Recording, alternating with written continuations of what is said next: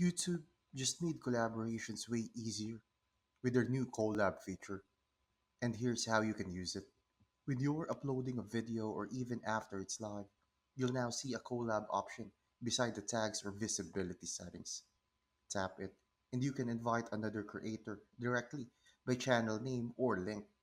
No need to re upload or merge edits like before.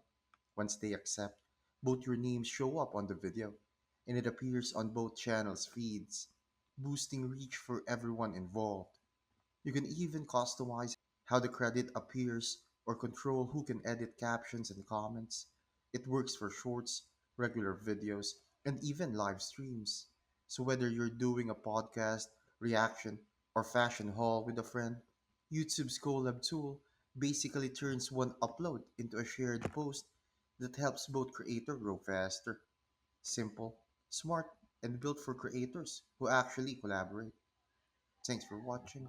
Make sure to subscribe for more useful content.